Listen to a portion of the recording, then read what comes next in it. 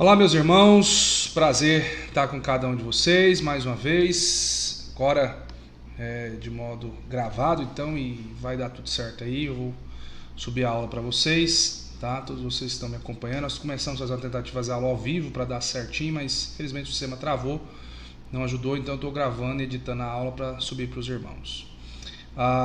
Nós então estamos no nosso curso básico de teologia da Primeira Igreja Presbiteriana de Ubiataba. A finalidade do curso é preparar você, cristão, para melhor servir a Igreja do Senhor, especialmente aos professores de escola dominical, todos aqueles que estão aí responsáveis por algum departamento de ensino da igreja, líderes de grupos, diáconos, presbíteros, irmãos que estão imbuídos de liderança.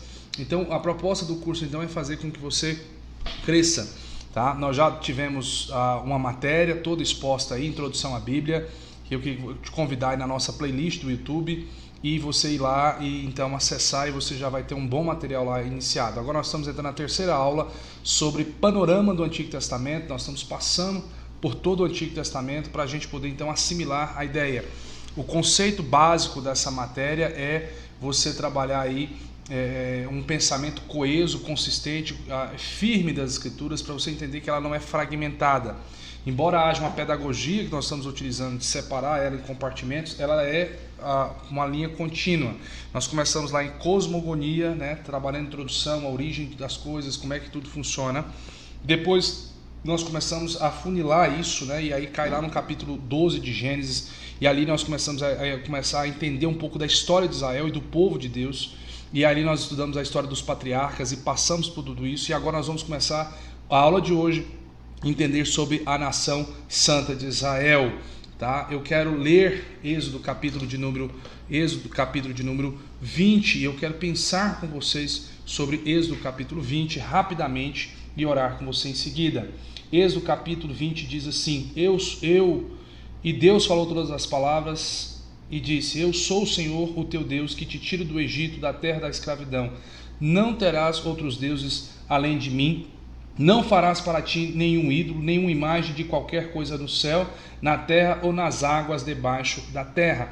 Então preste atenção que nós estamos tratando de um Deus que tem toda uma história com o seu povo, e ele está então dando diretriz. Esse texto é fundamental para o nosso entendimento acerca da nação de Israel e da formação da nação de Israel. Eu quero orar com você então neste momento e partirmos para a nossa aula propriamente dita.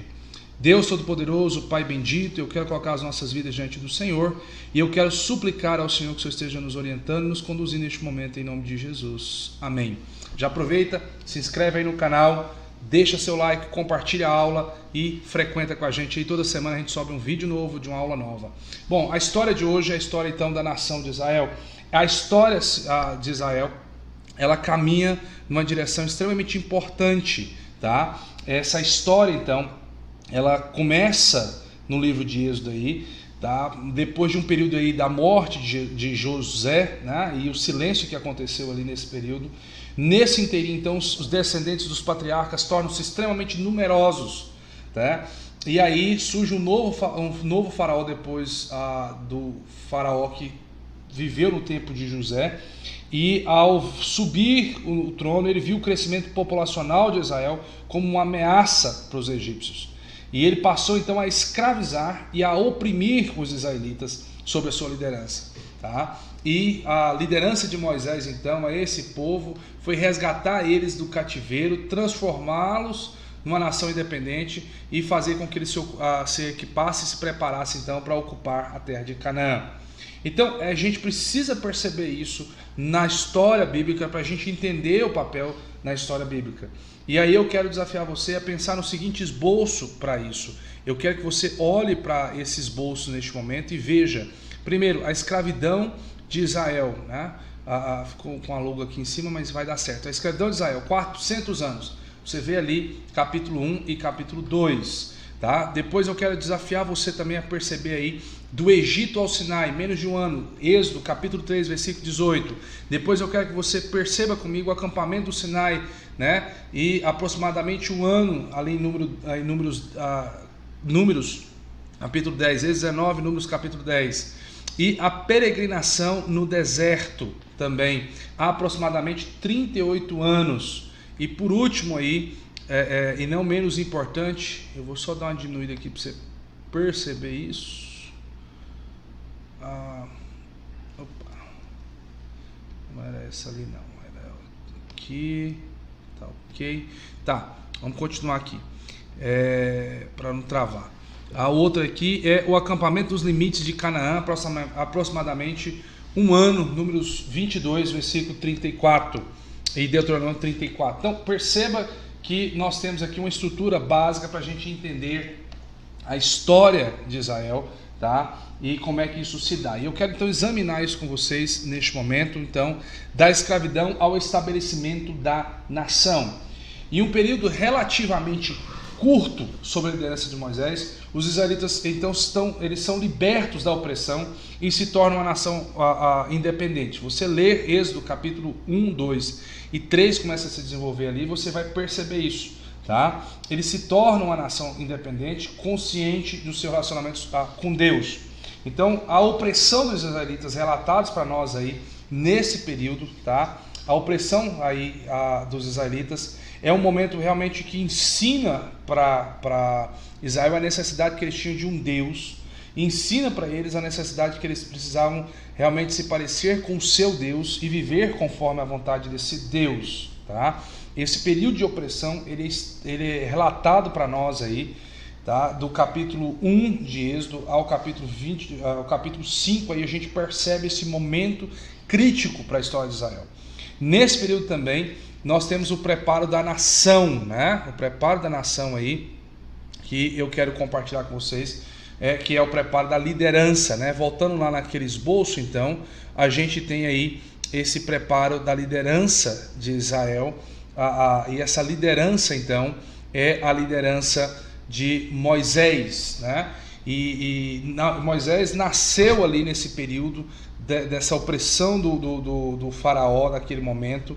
Ele nasce ali e é exposto a toda a estrutura do Egito, a todo o centro cultural, porque ele é criado pela irmã desse faraó. E ele então passa a ser treinado, né? Treinado ali na cultura, versado na cultura. E depois a segunda fase do preparo da liderança de Moisés se dá no deserto de Midian, onde ele passa 40 anos ali. E ali ele tenta ajudar o seu povo então, naquele momento ali, e se torna um fracasso. Tá? Mas depois ele continua perseverando ali, casa-se com a filha de Reuel, né? A Zípora ali, ele é casado com ela ali então, e ele passa a assentar os rebanhos do sogro, e ali ele tem um treinamento ainda mais aprofundado nesse momento. E nesse momento ele é chamado por Deus então para libertar o povo de Israel. Você tem essa liderança ali exposta claramente no livro de Êxodo, capítulo 3, versículo 1 a capítulo 4, versículo 17, esse chamado de Moisés, tá? À luz do seu passado, à luz do seu conhecimento, de tudo que havia adquirido na corte egípcia, somado à condição desesperadora da opressão aí dos israelitas acima. Moisés então sabia que a Faraó não aceitaria, mas Deus, ao chamá-lo, Deus dá toda a capacidade, toda a condição para que ele desenvolvesse o seu ministério, e tudo isso que ele vivenciou fez parte do preparo dele para que ele não só liderasse Israel naquele momento, na saída do Egito, mas também liderasse a estruturação da nação. É extremamente importante para nós prestarmos atenção na liderança de Moisés e no seu papel ali naquele momento. Depois, nesse segundo momento aí, sobre a questão da escravidão até o estabelecimento da liderança, do estabelecimento da nação, nós temos o momento do embate com o faraó, né? E ali nós temos talvez o registro desse embate com o faraó seria a série das 10 pragas, né? Moisés desafia o poderio de faraó para que ele libertasse Israel, e as pragas então servem com o propósito de demonstrar o poder do Deus de Moisés. É interessantíssimo isso, na estruturação dessa nação, na estruturação desse povo chamado povo de Deus. Deus mostra o seu poder diante daquilo que era um poder para eles imbatível, que era o poder de Faraó, e Deus esmiuça tudo aquilo, tá? E enquanto o Faraó resiste, Deus vai esmiuçando todo aquele poderio que parecia ser implacável no começo da história, tá? Agora nós temos aí esse embate revelador mostrando quem é o Deus de Israel. Tá? Então é extremamente importante a gente perceber isso, porque através desse poder sobrenatural nós vemos o poder do Senhor de maneira visível diante de fenômenos naturais registrados nas Escrituras.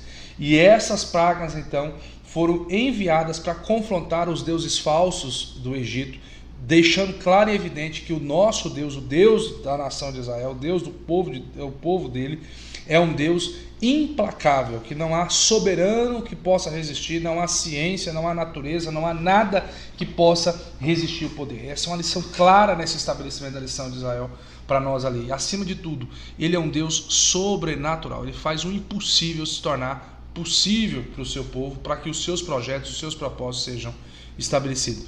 Uma outra coisa que é importante no estabelecimento, da escravidão ao estabelecimento, é que ainda nesse período aí, dessas pragas, o que fecha esse momento é a Páscoa, tá? A Páscoa nesse processo aí, ela então, ela sela esse momento, ela deixa evidente que Deus então tem um pacto com o seu povo, e esse pacto é um pacto de sangue, tá? Quando ele manda o anjo passar sobre o Egito, naquele momento, desafiando o poderio de Faraó, nós temos ali Deus, por meio da morte do filho de cada família que ali, ele mostrando a questão de que o sangue deveria ser derramado. Isso apontando para onde? Para o cordeiro que viria morrer, né? Se o primogênito morreria ali e o cordeiro teria o sangue aspergido sobre a porta para poder salvar, Deus estava dando claros sinais para o seu povo de que ele deveria perceber, né, que seria também pela morte de um primogênito e um cordeiro santo, sem pecado, que viria a redenção. A Páscoa tem esse significado muito importante, e no estabelecimento da nação isso fica muito claro. E aí, por último, nós temos o milagre da libertação, né? O milagre da libertação. O caminho mais curto do Egito, né? O milagre da libertação. Deixa eu tirar aqui. O milagre da libertação, então, o caminho mais curto do Egito para Canaã era uma estrada bastante transitada ao longo da costa do Mediterrâneo. Mas Moisés então segue a instrução divina e ele guia o povo por outra estrada, na qual deveria se passar por meio do mar, né? E mais uma vez Deus então providenciou uma travessia tranquila e uma travessia com segurança e com sustento. O que ele queria ensinar para Israel com isso, no estabelecimento de uma nação, da escravidão para o estabelecimento de uma nação? Que ela deveria confiar nele em todo o tempo e em qualquer circunstância. Que esse Deus proveria sustento, que esse Deus proveria segurança e que esse Deus seria a própria providência para esse povo. Eles deveriam ter essa compreensão, eles deveriam ter esse entendimento, eles deveriam ter essa percepção de que eles deveriam se esconder sempre debaixo das asas desse Deus, tá? Então aqui nós temos esse momento então de escravidão até o estabelecimento. Tudo isso é narrado para nós em Êxodo, do capítulo 1 ao capítulo de número 19, a gente tem essa percepção muito clara. Agora vai começar a aparecer para nós as ideias das leis de Israel, e esse é o próximo passo que eu quero compartilhar com vocês neste momento, né? Esse momento aí da aliança mosaica, com base nessas leis, as leis que vão se estruturando, né? Todas essas leis que vão aí do capítulo 19 ao capítulo 40 de Êxodo, aí, deixando muito claro para nós como é que seria essa noção, e principalmente os dois, do capítulo 19 ao capítulo 24, nós temos essa percepção muito clara. E aí vem essa aliança com a mosaica, essa aliança que Deus tem aí e que se estabelece de maneira muito clara para nós em Israel, né? Eu quero pensar com isso um pouco com vocês também sobre isso neste momento, nessa aliança mosaica, aliança que é um assunto extremamente importante para nós nesse estabelecimento da nação de Israel. A libertação do cativeiro ali fez com que Israel então se tornasse uma nação santa. Esse processo que eu narrei para vocês anteriormente aí agora fez com que ele se tornasse a nação do Senhor. Essa nação, ela tem uma aliança. Essa aliança foi estabelecida lá com Abraão e com seus descendentes. E agora, após essa libertação, o segredo do relacionamento correto com Deus é escancarado para o povo de Deus nesse novo momento, nesse estabelecimento. Qual é o segredo? O segredo que está lá no Éden: obediência.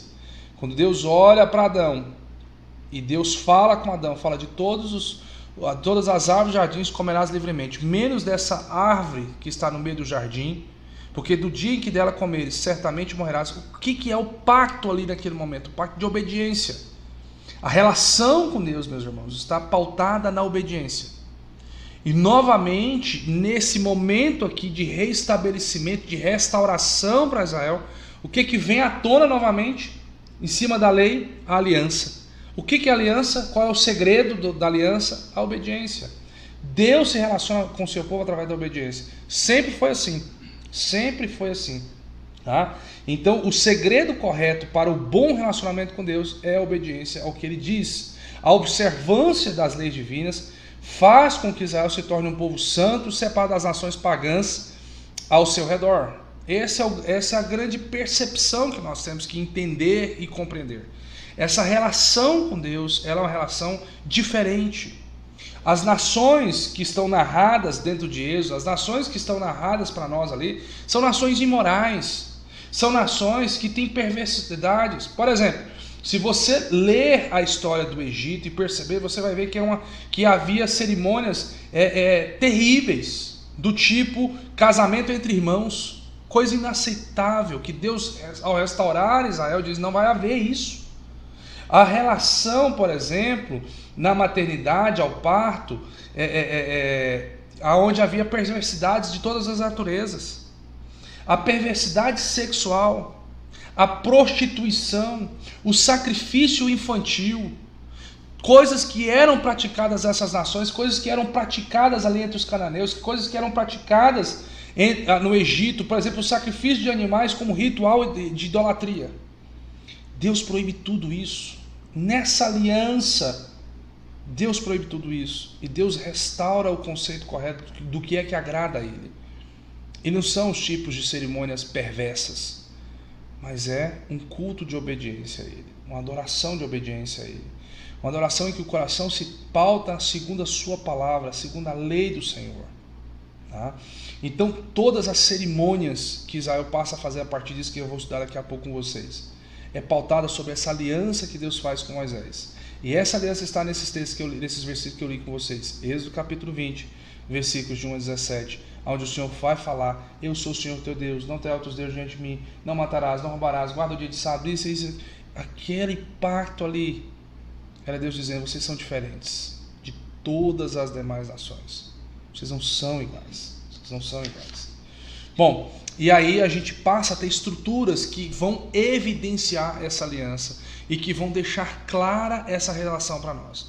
Exemplo, o tabernáculo. Né? Se nós formos analisar por que Deus faz um tabernáculo, né? Uma coisa muito simples, assim, uma explicação bem simples para você entender, é o seguinte: o tabernáculo era um símbolo de um lugar só de culto. Enquanto as demais nações adoravam em um lugar e outro, eles não tinham, eles eram cheios de muitos lugares, né? Muitos lugares.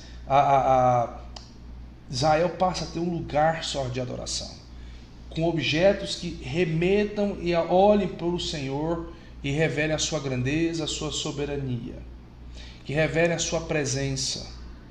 O tabernáculo naquele momento tinha esse significado. O povo vinha trazer as suas ofertas, eles vinham trazer ao lugar santo o seu culto ao Senhor.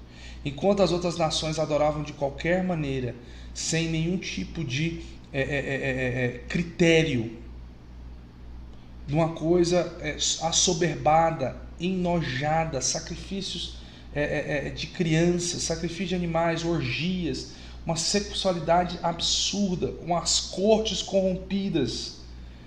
Deus vai revelar para eles como é que eles deveriam adorar o Senhor. E o tabernáculo revela a inteligência e a sabedoria que Deus dá aos homens para cultuá-lo. O tabernáculo, com a sua grandeza, ele revela a grandeza do Senhor. A mobília santa revela o aspecto santo, os atributos desse Deus. Os objetos tinham toda essa característica. Tá? Dentro desse tabernáculo nós temos o estabelecimento do sacerdócio. Tá? Os sacerdotes, o chefe ali da oficiação de cada família, ele trazia e apresentava ali os sacrifícios. Como os descendentes de Abraão haviam se tornado uma grande nação, eles passam a ter sacerdotes para garantir ordem na ministração e na eficiência ao louvor a Deus. Tá? Arão e Moisés foram escolhidos como sumos sacerdotes e são assessorados por seus filhos, dos quais eles aí então passam a serem instrumentos, né, de oficiação diante do Senhor. Os sacerdotes, eles representavam o povo diante de Deus, e eles oficiavam a entrega das ofertas, ensinavam a lei aos leigos e eram responsáveis por ministrar no tabernáculo.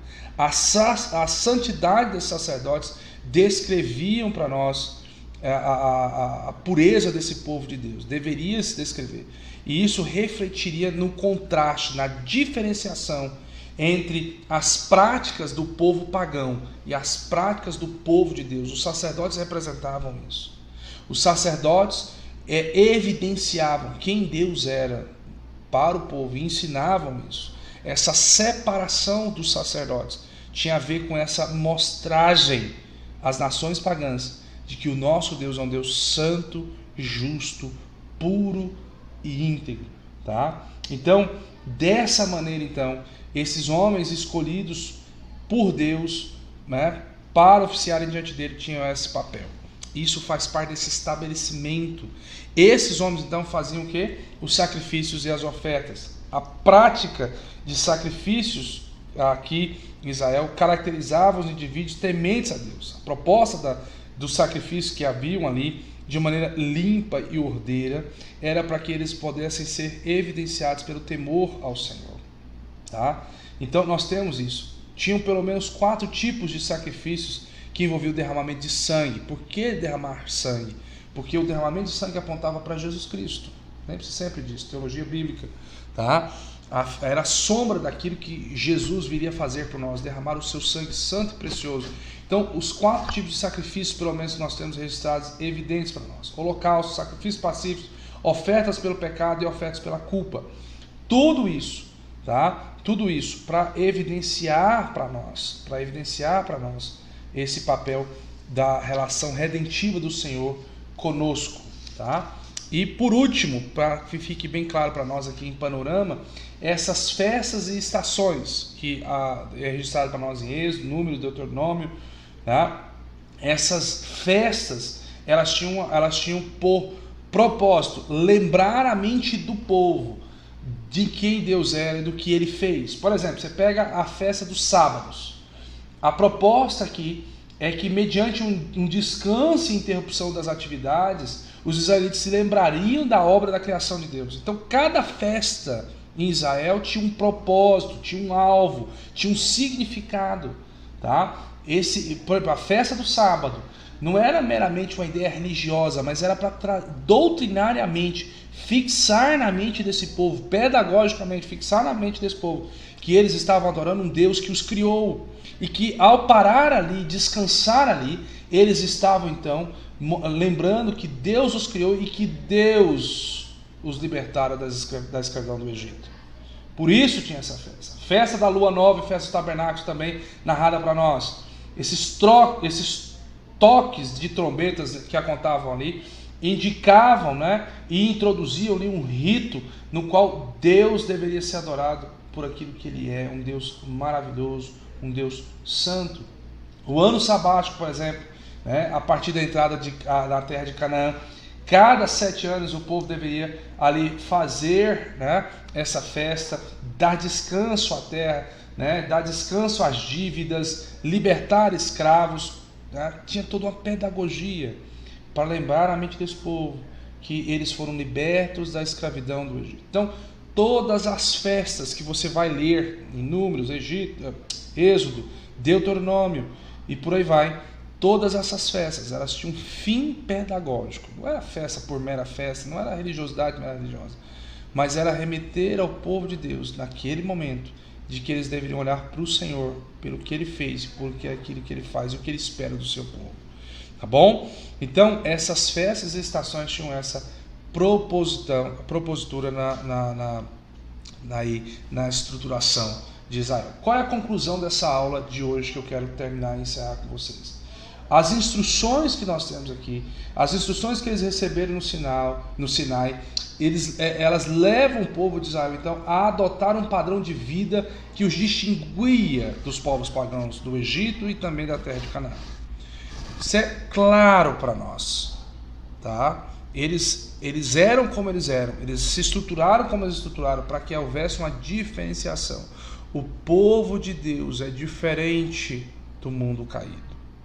Nós cristãos precisamos aprender isso, tá? Nós cristãos precisamos ter essa compreensão. A obediência e a fé aqui nessa estruturação toda era o que manteria e era essencial no relacionamento com Deus. A obediência e a fé ao Senhor é extremamente importante nisso tudo que nós estamos estudando e avaliando aqui, tá? Então, a aula de hoje se reúne basicamente nisso. E eu quero então que Deus abençoe a sua vida e que Deus te fortaleça para a glória dele, tá? Deixa eu orar com você e agradecer ao Senhor.